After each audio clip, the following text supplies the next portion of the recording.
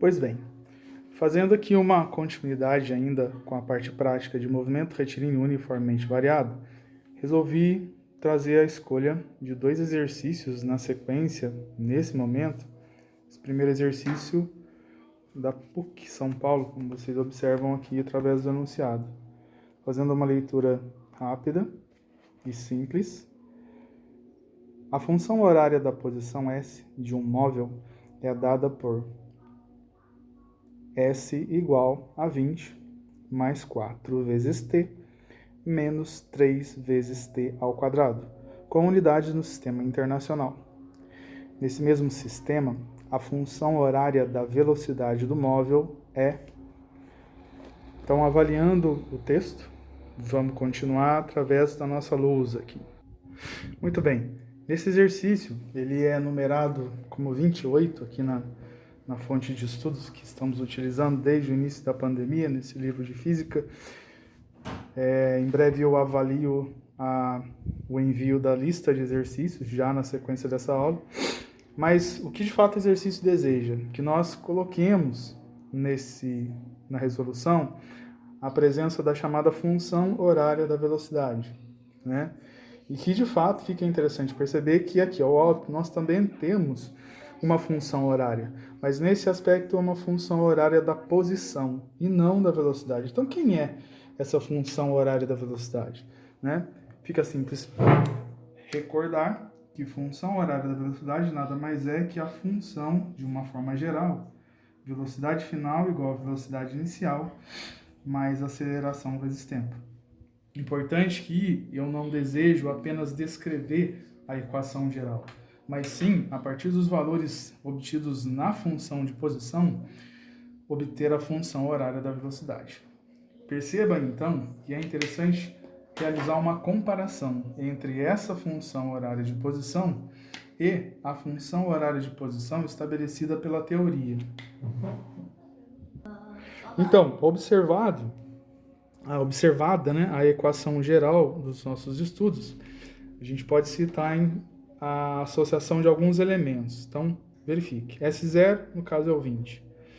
Velocidade inicial, ela sempre acompanhará a variável tempo na primeira potência. Então, no caso, a velocidade inicial será 4, e positivo. Ó.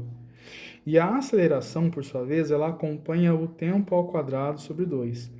Perceba que aqui nesse trecho, o menos 3, ele ocupa o lugar do coeficiente a sobre 2. Ou seja, eu vou precisar definir o valor da aceleração antes de qualquer coisa para poder montar essa função que aparece aqui. Então, de cara, eu percebo que a velocidade inicial é o 4, então esse valor aqui será o 4. A aceleração constante, algo fixo também nesse exercício, precisa ser descoberta através de a sobre 2, que vai ocupar o lugar do menos 3. Desta forma, então, bem aqui ao lado, fiz então a associação do número 3 negativo, né, com a aceleração dividida por 2 conforme a equação geral. Olha lá, fiz a igualdade. Dessa maneira, então, faço a descoberta de que a aceleração, por sua vez, é o menos 6. Né? Então, a aceleração menos 6 metros por segundo ao quadrado. A velocidade inicial V0, ela, por sua vez, nesse exercício é diretamente o 4. Assim, posso demonstrar que a função horária da velocidade, então, será, bem aqui, a velocidade final, V, vai ser igual à velocidade inicial V0, no caso 4, menos o que era mais, agora ficou menos, por conta do sinal da aceleração mesmo, né? 6t. Então é importante observar esse tipo de exercício. Ele solicita a montagem da função horária da velocidade. Dessa maneira, então, eu monto a função horária da velocidade segundo termos fixos do exercício. Quais são os termos fixos do exercício que normalmente a gente vai encontrar? Velocidade inicial, todo corpo em movimento, retilíneo uniformemente variado, ele parte o seu movimento já com velocidade, ou de repente sem ela, onde a velocidade inicial é 0. Nesse aspecto aqui, então, o corpo foi visto já com velocidade 4. E a sua aceleração, que também é algo fixo no exercício de movimento retilíneo uniformemente variado. Né? A aceleração calculada aqui à direita foi da ordem de 6 unidades, metros por segundo ao quadrado, só que no caso com sinal negativo. E aí, então, eu fiz a montagem da equação. A questão ela tem como indicação a resposta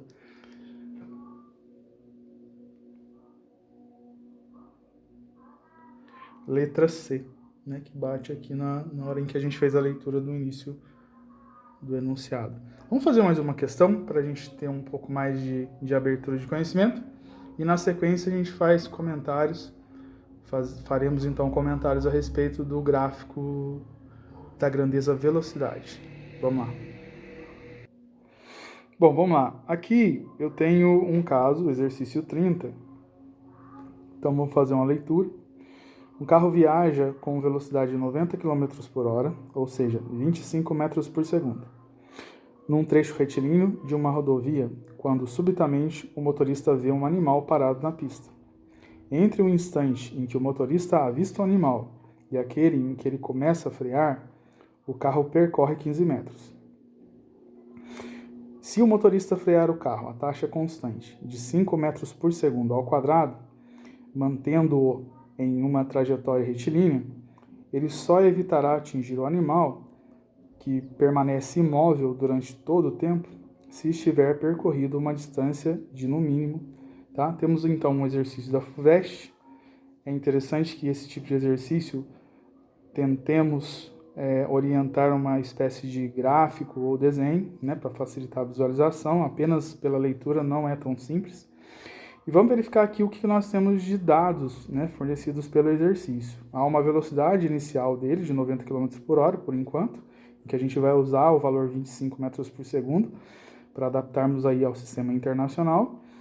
E também um instante de tempo em que ele faz a visualização do animal parado. E no caso ele não cita esse instante de tempo, porém ele fala que o carro ele desloca 15 metros. É interessante que a gente faça isso num diagrama.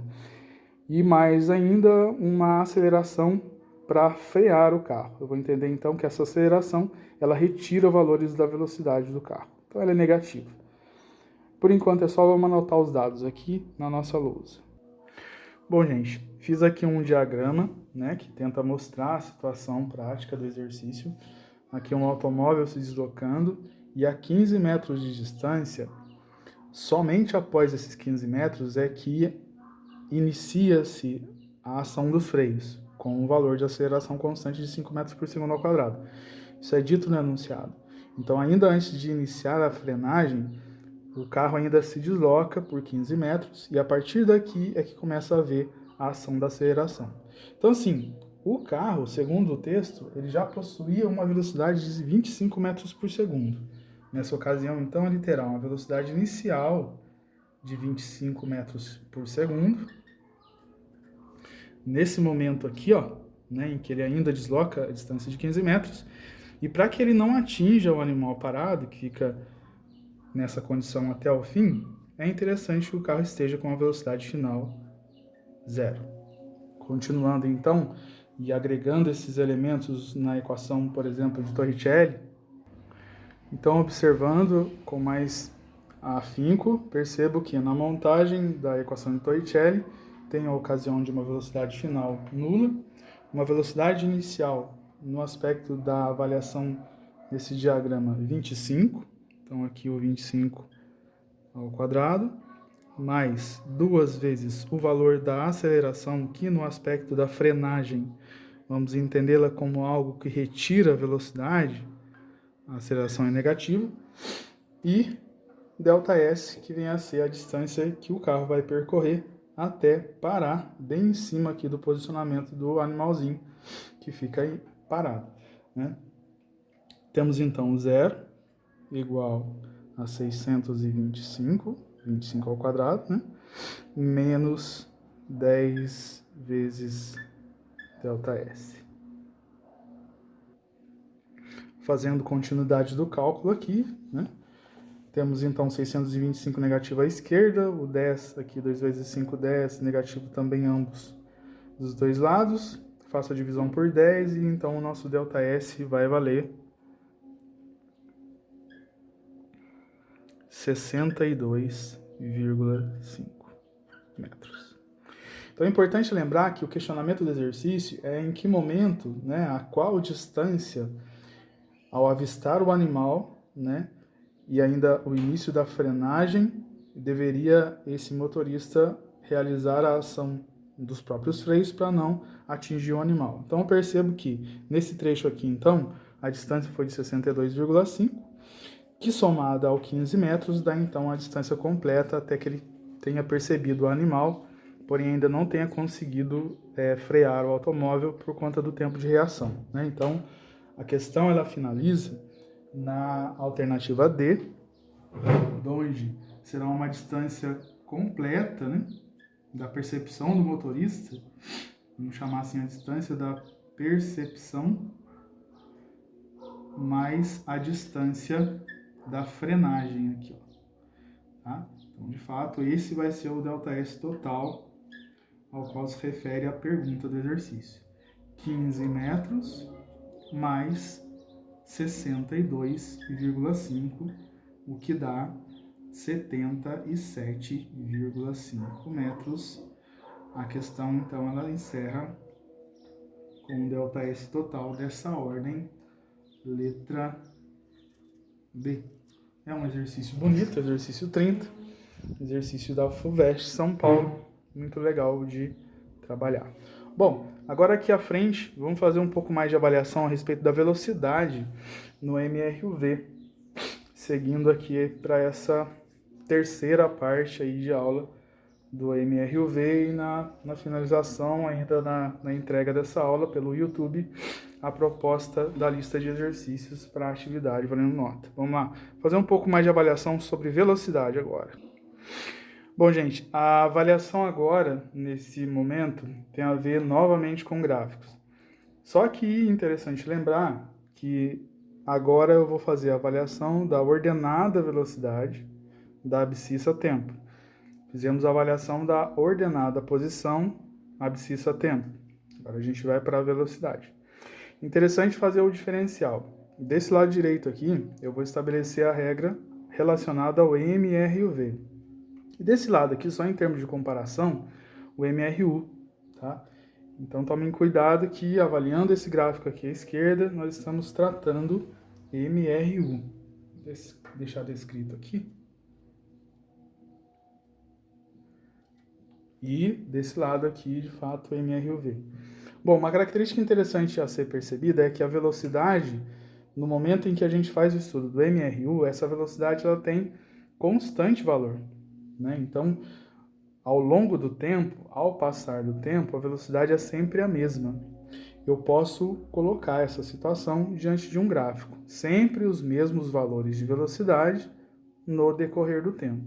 Dessa forma, você verifica, então, que o comportamento gráfico basicamente é uma linha que vem a ser paralela à abscissa, indicando um valor sempre constante de velocidade. Podemos caracterizar uma velocidade qualquer aqui, chamar de velocidade V1, né? E não utilizar agora de elementos numéricos. V1, apenas isso. Agora, como seria o comportamento do MRUV, né? Há uma uniformidade da mudança da velocidade. Então, por exemplo, se eu quiser mostrar um gráfico nesse aspecto, ele não seria assim. Ele seria, de certa maneira, indicando mudança de velocidade. Para indicar mudança de velocidade, essa reta ela não pode ficar assim, ela precisa girar, ela precisa mostrar uma espécie de inclinação ou curva, ou assim, né? Ou assim. E aí é interessante mencionar também que no aspecto velocidade nós temos uma equação relacionada a este gráfico. A equação aqui à direita, conhecemos V igual a V0 mais A vezes T, onde elementos fixos, velocidade inicial e aceleração, elementos variantes, tempo e velocidade. Ou seja, para cada instante de tempo que eu avalie o movimento, velocidades distintas vão aparecer nessa função. Assim, essa aqui é uma função de primeiro grau, onde eu tenho a característica da representação de uma reta inclinada na ocasião de um gráfico. Então, eu tiro essa ideia de curva e acrescento a ideia de uma reta. Vamos estabelecer a montagem de um gráfico aqui, de movimento retilíneo uniformemente variado. Observem, então, que trazendo uma completa avaliação, velocidade constante, MRU. Então, a qualquer instante de tempo, a velocidade sempre é a mesma. Velocidade que varia de maneira uniforme, né? O MRUV. Nós temos então a velocidade inicial V0, caracterizada nessa região do gráfico, associada a um tempo nulo, né? Então no começo do estudo a velocidade era essa. Posteriormente, com o tempo avançando, então a gente pode definir aqui um tempo t qualquer também, assim como aqui também. Lembrando que diferente do que a gente está simbolizando o t em verde, o t em vermelho é o t que simboliza o eixo. Nós temos então a mudança da velocidade de maneira linear e não utilizando-se de curvas, o que caracteriza a presença de uma função de primeiro grau, v igual a v0, como a gente já falou há pouco, mais at. Então essa equação ela vai registrar a presença de um gráfico como esse, com a reta inclinada para cima, indicando um movimento acelerado, ou com a reta virada, inclinada para baixo, indicando a presença de um movimento retardado. Então é possível classificar os movimentos acelerados como acelerado ou retardado. Então, a gente vai verificando isso também ao longo dos estudos. Então é importante que nesse aspecto também a gente possa citar um macete associado apenas a gráficos de velocidade. Que seria esse? Bem, fica fácil perceber que eu criei aqui uma gravura agora, né? Tentei até colorir a região aqui do gráfico, mas sob a reta até a abscissa. Essa área de um retângulo, né? O que a gente vai verificar é que há um macete associado ao valor da área calculada. Essa área, gente, ela numericamente será igual ao valor da distância percorrida pelo móvel em questão, nesse caso aqui em movimento retilíneo uniforme. Basicamente, é bem simples de imaginar. Eu tenho aqui uma ordenada velocidade. Eu tenho aqui uma abscissa tempo. Velocidade vezes tempo é ΔS. Né? Eu posso afirmar que no cálculo no MRU, ΔS é velocidade média vezes tempo. Né? Isso remete à avaliação aqui da área de um retângulo. Né? Eu posso escrever, então, de maneira similar, similar, a área será igual a base vezes a altura. No caso aqui, altura vezes base, né? Só para colocar a referência da velocidade com o tempo. Né? Então, a área, numericamente, passa a ser igual ao ΔS. Gente, o mesmo se atribui a esta figura também. Né? Só que, no caso, eu tenho um aspecto de um trapézio. Então, a área de um trapézio também será numericamente igual ao ΔS, na ocasião do estudo do MRUV. Lembre-se, em MRUV eu tenho essa reta inclinada e o cálculo da área referente ao ΔS. Isso é fato. E nesse aspecto aqui, eu tenho a área de um trapézio. Lembrando que nada impede também do aluno calcular a área com duas figuras empregadas numa só. Aqui, por exemplo, afirmamos a presença de um triângulo retângulo, cuja área base vezes altura dividida por 2, e um retângulo aqui, similar a esse aqui, né, onde eu posso somar essas duas áreas e também, novamente, encontrar o ΔS. Só para lembrar a fórmula do trapézio, né, da área do trapézio. Veja bem, então, área do trapézio, base maior mais base menor, né? Lembrando que as bases do trapézio, elas são indicadas pelos lados paralelos da figura, né, do polígono, no caso, base maior e menor. E a altura, por sua vez, é aquela distância entre as bases, né? Então, aqui no caso, a altura vem a ser o tempo. Se eu quiser associar o cálculo da área através do cálculo ΔS, eu faria, então, no lugar da área, ΔS. No lugar da base maior, velocidade final. No lugar da base menor, velocidade menorzinha aqui, ó, inicial. No lugar da altura, né, a distância entre as bases, tempo. Tudo isso dividido por 2. Então, eu consigo calcular o ΔS através da avaliação gráfica, gráfico velocidade apenas. Tá? Esse dispositivo ele não funciona quando o gráfico é construído posição versus tempo. Então, ele é grave na situação velocidade versus tempo. E aí, então, facilita o nosso entendimento.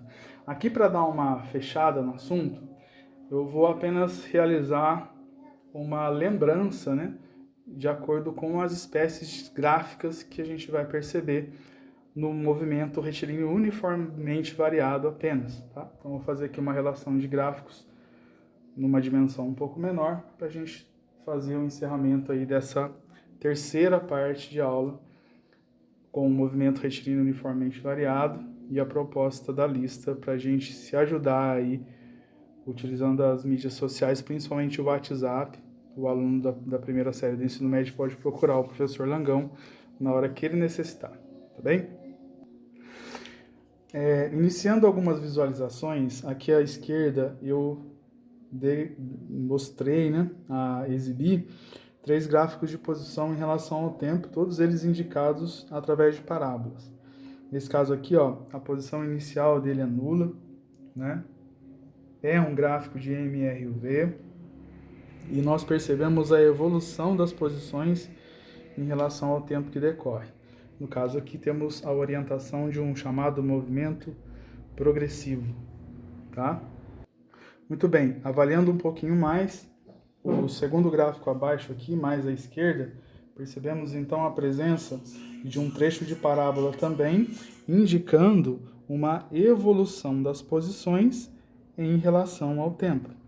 Agora é importante lembrar, pessoal, que nesse aspecto aqui, o avanço das posições, elas ocorrem em valores negativos, tá? Apesar de parecer que não é, esse movimento ele envolve a aceleração, né? Mas ele vai de encontro a valores negativos de posição. Esse movimento, então, ele é entendido como retrógrado, tá? Porém acelerado.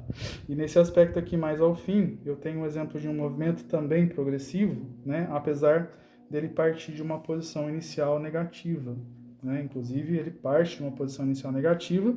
Nesse instante, ele passa pela origem e, posterior a isso, ele continua em posições futuras maiores que zero, né? Então, aqui também nós temos um exemplo de movimento progressivo, tá?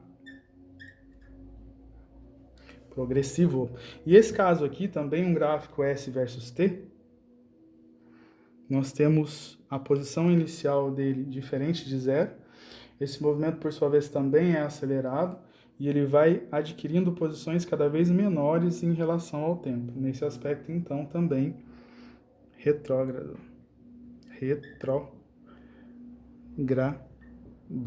Desse modo, então, que a gente define ao observar gráficos S versus T. Agora a gente vai alimentar um pouco mais sobre velocidades, e então a gente encerra esse tempo aqui e vamos nos falando aí durante as semanas.